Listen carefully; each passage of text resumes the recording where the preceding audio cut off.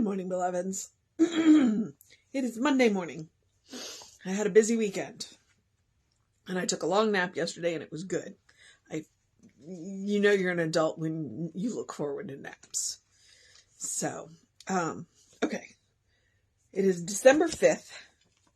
Our title is My Faith in God Eliminates All Fear. The first quote is, "Trust in the Lord and do good. So shalt thou dwell in the land, and verily thou shalt be fed." And that is Psalm 37:3. Second quote is, "Faith is built up from belief, acceptance, and trust."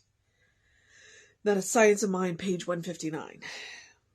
Once we realize that our faith must be given expression in daily action if it is to have any real meaning for us. A helpful second point to realize is that not all of us are born with the kind of faith that provides an avenue for good to manifest. And we don't get faith by wishing we had more either. Faith is a quality of consciousness, a trait of character, and a mental conviction that we can develop through exercise, just as a muscle can be strengthened. Spiritual mind treatment is one way, and a proven one, in which faith can be increased as a quality or expression of our consciousness. For treatment is solely and specifically a technique to aid a person to change their own consciousness. To increase our faith, we should treat ourselves to know that truth is even now expressing in, through, and for us, and we can count upon it. If we state this aloud as a fact in which we believe, we have given ourselves a treatment for faith. This is the way treatment works. It is that simple. The simplest form of metaphysical treatment, and it gets results, is statement aloud, with conviction of divine truth, as best we can understand it and in our own words about the condition being treated. Such a statement constitutes a demand upon the law for demonstration of the truth stated. God is perfect truth and the perfect demonstration of truth. In God there is no error. God is my life, my health, my joy. I believe in God with all my heart and all my soul and all my mind and all my strength. I have faith and no fear is in me." And that is CC. That is Craig Carter.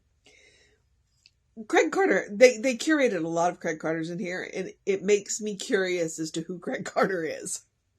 So, and if Craig Carter knew Ernest Holmes, because Craig Carter plays hardball metaphysics, kind of like a lot of the times. But here's what I like what he says, is the simplest form of metaphysical treatment, and it gets results, is statement aloud with conviction of the divine truth as best we can understand it and in our own words. Okay? In our own words. When practitioners do treatments during services, they say, feel free to use these words. When I read treatments like this, I say, feel free to use these words. But if these words don't resonate with you, then use your own. It's very important when you are doing treatment, even when you're treating for somebody else, to use words that mean things to you, that evoke an emotional response in you. So when people write treatments for you and mail treatments for you, email is, when they write out treatments, and you read them aloud, which is a fantastic thing to do. If a word doesn't resonate with you in a treatment that they've written, that's okay. Change the word or change the phrase or change it, because you want to state what you understand, because you are dealing with the God of your understanding, and you want to use words that mean something to you. And saying it aloud is, there's science behind stating things aloud. So it's like one of the things that we lean into when we teach science of mind is what we call spiritual principles. Well, what is the spiritual principle? What in whatever the situation is that you're working for, well, what's the principle behind it? Is it a principle of wholeness? Is it a principle of abundance? Is it a principle of, health? Is it what is the principle that we are working for? What is the quality of God that we are working with? So when we know what we're working with, then that's the principle that we lean into. That is the statement that we are making aloud. We are stating aloud that you are whole, perfect, and complete. Or that we're stating aloud that I believe that you are whole, perfect, and complete. And then you state aloud that you believe that you are whole, perfect, and complete. I believe, in peace on earth. But now what does that look like? Okay. So we want to state we want to know the principle back of what we're talking about. 2, we want to state that principle as we understand it. And 3, we want to state it in words that mean something to us. And speaking treatments aloud is very, very good. And that's what he's advocating. It's like, look, do it out loud.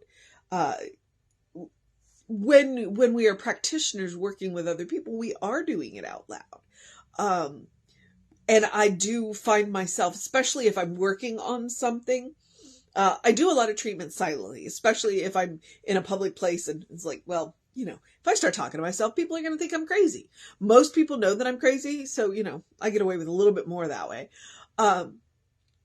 But, if I'm in a public place, like I go to the park, I do treatments in the park.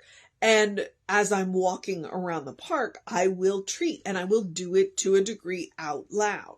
I may not do it loudly, but I do it, kind of what they would say under my breath, because it helps me stay focused to hear it out loud. But it also literally changes our brain chemistry when we state things out loud. And so that's one of those things is hey, Craig Carter is handing you a truth on a platter here, a gift of truth on a platter. State your treatments out loud.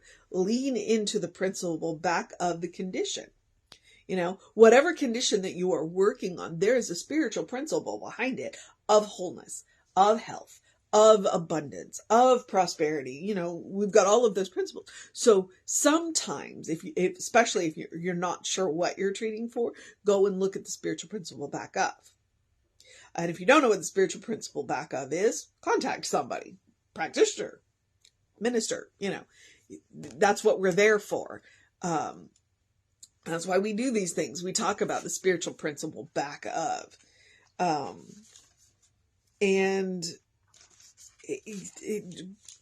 Craig is just like, yeah, no, this one's proven. It's, there's science behind it.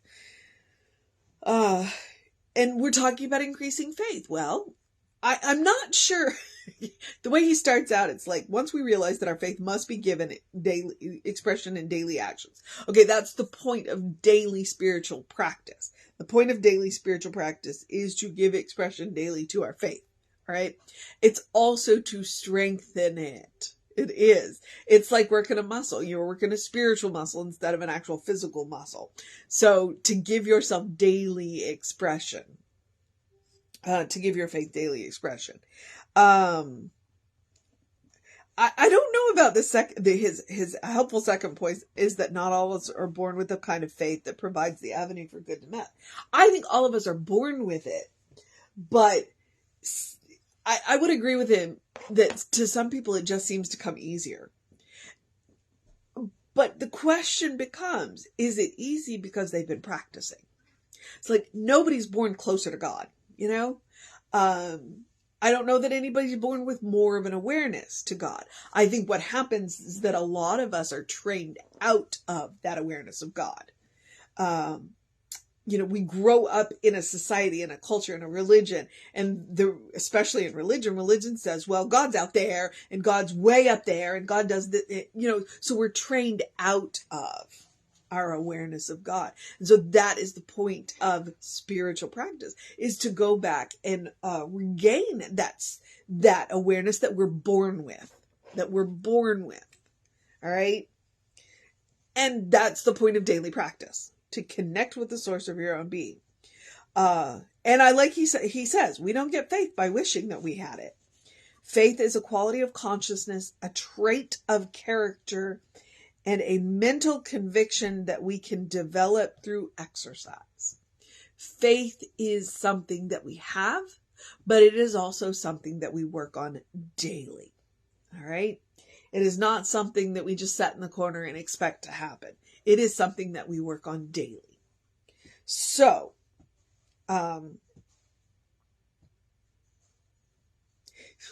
you want a mission today. He gives you a very, very, very, very clear one right here. The mission today, should we choose to accept it, is to increase our faith by treating to know the truth, that the truth is even now expressing through us, in us, through us, for us, and we can count upon it. All right? To know. The mission today, we are increasing our faith by knowing that truth is now expressing in us, through us, and for us. Practice every single day. I say to, unless this is your day of rest. In practicing our faith, there is no day of rest. The spiritual muscles don't require a day of rest. They benefit from daily practice. All right. But the daily practice can look different every day. So you can do 6 days, you can do one kind of spiritual practice, and the 7th day, you can do a different one. Or you might do a number of different spiritual practices throughout your day. I encourage that. I love to find ways to do spiritual practices, to fit them into our daily routine, to turn any kind of daily routine into a spiritual practice. It's possible. It is possible. So you got your mission. The second mission is the spiritual practice of doing something loving for yourself, doing something kind for yourself, doing something compassionate for yourself, whatever that looks like.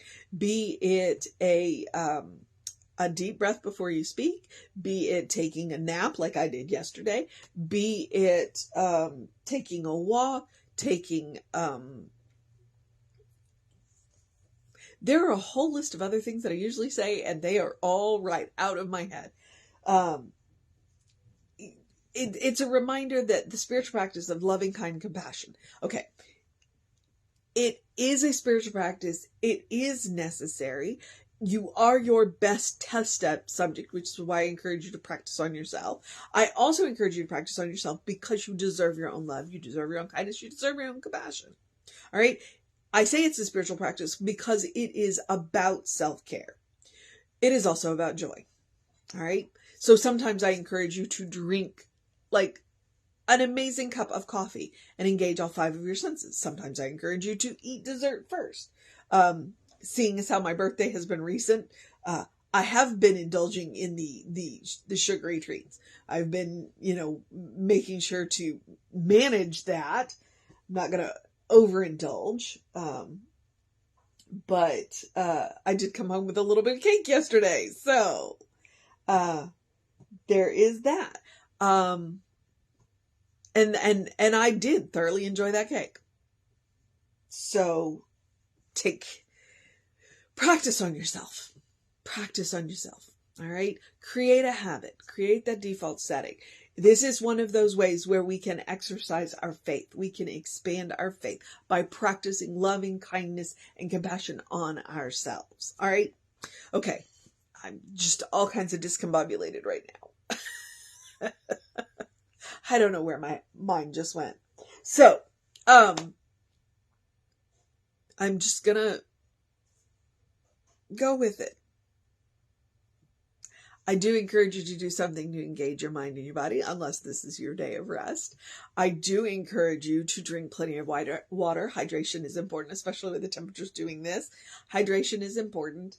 I do encourage you to get early in your day bright light. They're called circadian rhythms. They are a natural ebb and flow of hormones. And when you get that early in your day bright light, it helps to reset those hormones. You'll have more energy during the day. You'll sleep better at night. It's science. You can look it up. And then I do encourage you to listen to the words of Ernest Holmes when he says, open the windows of your soul. Allow the breath of heaven to remind you live in heaven now. Okay. It is all around us all of the time because it's a state of mind. It's a state of consciousness. Just as he said that faith, it's a state of consciousness. It is a trait of God. It's a quality of God. Heaven is as well. It's a state of mind. It's a state of consciousness. And the amazing thing about that is once we learn to do it, then we can create it anywhere we are. We can create it everywhere we are. Then heaven doesn't become a place. It becomes any place. And if you don't think that's a big deal, oh, I don't know what to tell you. I don't know what to tell you. You know, the ability to create heaven for yourself. Once you learn how to do that, nobody can take it away from you. It really is a superpower. And it's amazing. And once each and every one of us learned how to do that, then, you know, that's how we create heaven on earth. When we learn to create heaven for ourselves. And Ernest was right, you know. It's like, open the windows of your soul. Connect with the source of your own being. Connect with the God of your understanding. And get to understanding that better. Understanding spirit better. And we can always take Emma's advice and look for the good and praise it. Okay? Gratitude is a power. You want to increase your faith? Lean into gratitude. Look for all the things that you're grateful for. Okay. Here's where I'll do the social media part. We are Creative Life Spiritual Center. We are Creative Life Spark. On the social medias that we are on, I am the Running Rev Ryan on the social medias that I am on. And I just lost my train of thought again. Clearly. Yeah. The allergies keep doing this. And so my brain is occasionally going, wait, what? Monday morning. There were more words coming. If you want to know what's going on with the center, and we do have a pretty amazing event coming up. Reverend David's ordination is coming up. Email info@creativelife.org. That will get you on the constant contact. That way you will know what's going on at the center, even when I don't. You will also, all the hot links are hot. So when it says click here, it will either take you to it will take you directly to the information you want, or it'll take you to the person that can get it for you. Okay. So check out that email, get on that constant contact. Okay. And here's where I get to encourage you to have a great day, a wondrous day, a fantastic day, a magical day, an enchanted day, an amazing day, an awe-filled day, a wondrous day, a Monday, if that's the year it is. I think Mondays are good. I enjoy Mondays.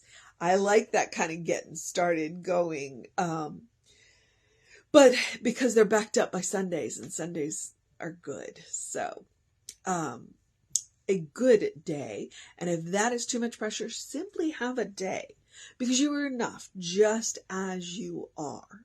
All right. I know he talks about increasing your faith, but you're enough. You are a beloved child of God. You are a brilliant light. You are a divine spark. You are godly. You are spirit in motion. That is the truth of your being. Lean into it. Explore it. See what it means. And understand that when we quote that Bible quote, you are a beloved child of God in whom God is well pleased. One of the things that that Reverend Jesse says is that when Spirit leans in and says, you are my beloved child in whom I am well represented.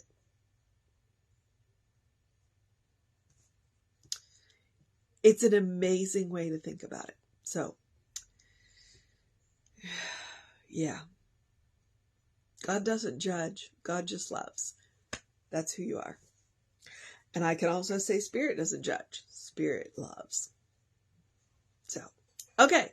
Reverend David should be on around 5 p.m. with you. I'll be back with you at 9 a.m. Take care of yourself and know that you are loved. Always.